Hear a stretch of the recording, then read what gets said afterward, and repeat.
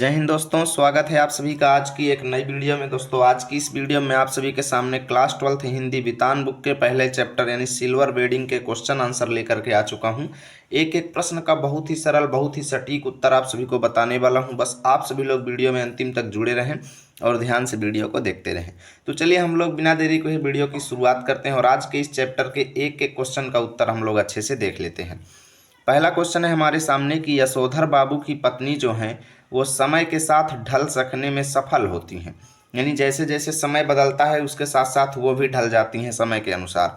लेकिन यशोधर बाबू जो हैं वो इस काम में असफल रहते हैं, ऐसा क्यों है? ठीक है, यानी यशोधर बाबू समय के अनुसार खुद को नहीं ढाल पाते हैं, आखिर क्यों? तो हम लोग लिखेंगे कि यशोधर बाबू की पत्नी जो हैं वो अपने बच्चों के आधुनिक विचारों और भविष्य के साथ खुद को ढाल लेती हैं।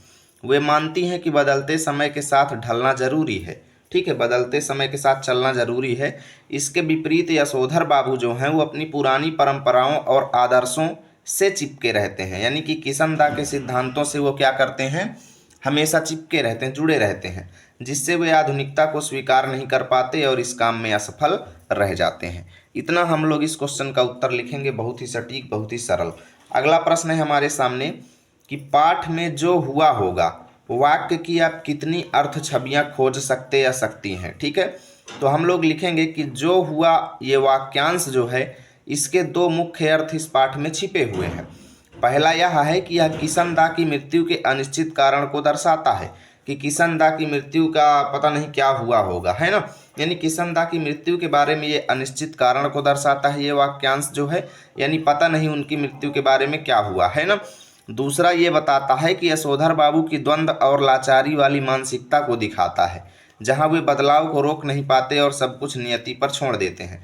यानी पता नहीं यशोधर बाबू के साथ क्या हुआ होगा कि वो जो है नए सिद्धांतों को मानने को तैयार ही नहीं है, बदलाव को वो सहन ही नहीं कर पाते हैं, सब कुछ नियति पर छोड़ देते हैं और हमेशा पुराने सिद्धांतों पर ही चलते हैं, है ना।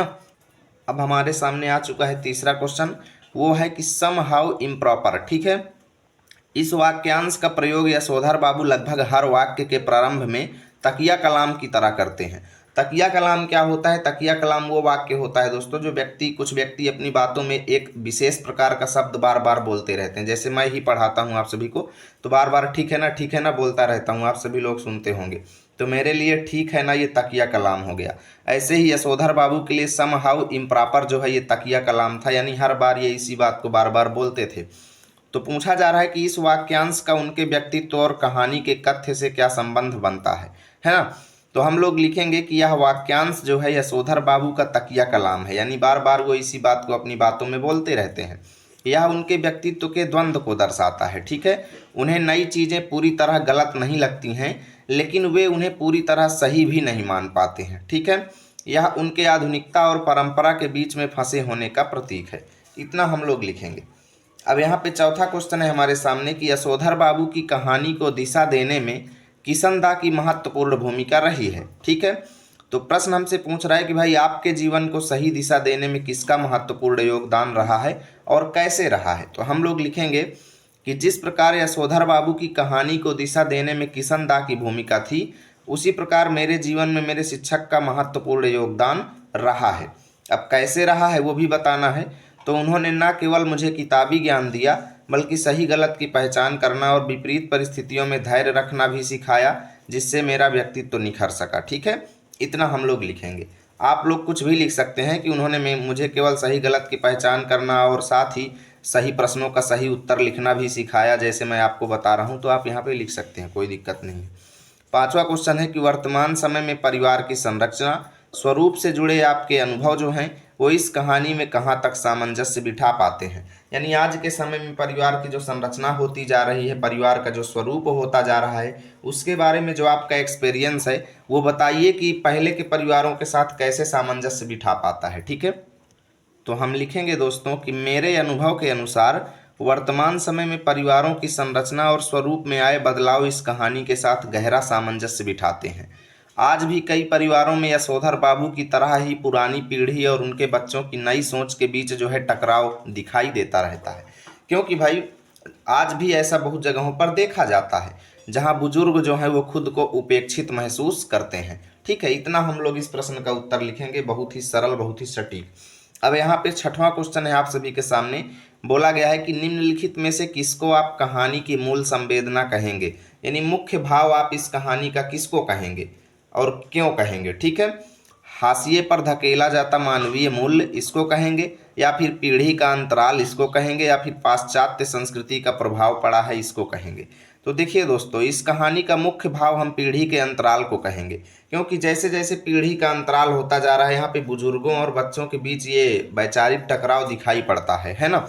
तो लिखेंगे कि मैं इस कहानी की मूल संवेदना पीढ़ी के अंतराल को मानता हूँ।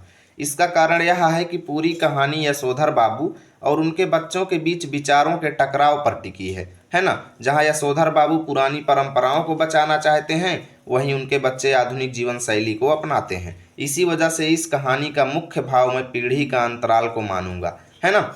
इतना हम लोग लिखेंगे। सातवां क्वेश्चन है कि भाई अपने घर और विद्यालय के आसपास हो रहे उन बदलावों के बारे में लिखें जो सुविधाजनक भी हैं और आधुनिक भी हैं, फिर भी वो बुजुर्गों को अच्छे नहीं लगते हैं, और अच्छा ना लगने का कारण क्या होगा। यानी वो काम लिखिए जो आसपास के परिवेश में हो रहे हैं और सुविधाजनक भी हैं, लोगों को उससे सुविधा भी है, आधुनिक भी है, लेकिन फिर भी बुजुर्गों को वो काम अच्छे नहीं लगते हैं। आखिर क्यों? तो लिखेंगे कि मेरे घर और विद्यालय के पास में आधुनिक सड़कें बन रही हैं, शोर शराबा है, मोबाइल का बहुत ज़्यादा प्रयोग होता है, और खान पान की नई आदतें जो हैं ये बुजुर्गों को बिल्कुल भी अच्छी नहीं लगती हैं। ये सुविधाजनक होते हुए भी उन्हें इसलिए खराब लगती हैं क्योंकि वे इन बदलावों को अपनी परंपरा और संस्कृति को खोता हुआ देखते हैं। क्योंकि भाई उनकी संस्कृति खोती जा रही है, दिन पर दिन नई नई संस्कृतियां बन रही हैं जो उन्हें अच्छा नहीं लगता है। उन्हें लगता है कि तकनीक ने आपसी संवाद और पुरानी सादगी को खत्म कर दिया है। यानी इस टेक्नोलॉजी ने क्या कर दिया है कि जो आपसी लगाव था उसको बिल्कुल खत्म कर दिया है ना। इतना हम लोग इस प्रश्न का उत्तर लिखेंगे। आठवां क्वेश्चन है कि भाई यशोधर बाबू के बारे में आपकी क्या धारणा बनती है। दिए गए 3 कथनों में से आप जिसके समर्थन में हैं अपने अनुभव और सोच के आधार पर उसके लिए तर्क दीजिए। यशोधर बाबू के बारे में आप इन 3-4 में से किसको सही मानते हैं। यशोधर बाबू के विचार पूरी तरह से पुराने हैं और वो सहानुभूति के पात्र नहीं हैं। तो ये गलत बात है दोस्तों, क्योंकि भले ही उनके विचार पुराने हैं लेकिन वे सहानुभूति के पात्र हैं। ठीक है। अगला है कि यशोधर बाबू में एक तरह का द्वंद्व है जिसके कारण नया उन्हें कभी कभी खींचता तो है पर पुराना उनको छोड़ता नहीं है, इसलिए उन्हें सहानुभूति के साथ देखने की जरूरत है। ठीक है। यशोधर बाबू एक आदर्श व्यक्तित्व हैं और नई पीढ़ी द्वारा उनके विचारों का अपनाना ही उचित है। तो यहाँ पर तीनों में से दोस्तों मुझे सबसे करेक्ट लगता है खा नंबर। अब वो क्यों करेक्ट लगता है तो हम लोग लिखेंगे कि भाई मैं विकल्प खा का समर्थन करता हूँ, क्योंकि यशोधर बाबू के मन में पुरानी परंपराओं और आधुनिक बदलावों के बीच निरंतर द्वंद्व चलता रहता है कि वो किसको अपनाएं, है ना, पुराने को या फिर नए को, है ना। उनके मन में क्या चलता रहता है, कभी कभी पुरानी चीजें उनको अपनी ओर खींच लेती हैं, नई चीजें उन्हें अपनी ओर आकर्षित करती हैं, परंतु पुरानी आदतें उनको छोड़ती नहीं है ना। तो हम लोग इसको लिखेंगे कि भाई उनके मन में द्वंद्व चलता रहता है। वे बच्चों की प्रगति से तो खुश हैं पर संस्कारों की कमी जो है उन्हें कचोटती रहती है। अपने ही घर में अकेला पड़ जाने के कारण वे निश्चित रूप से सहानुभूति के पात्र हैं। इतना हम लोग लिखेंगे। अब यहाँ से दोस्तों आपका चैप्टर खत्म हुआ। उम्मीद करता हूँ वीडियो आपको अच्छी लगी होगी। प्लीज़ वीडियो को लाइक करें, दोस्तों के पास शेयर करें। मिलेंगे आप सभी के साथ अगली वीडियो में, तब तक के लिए जय हिंद, जय भारत।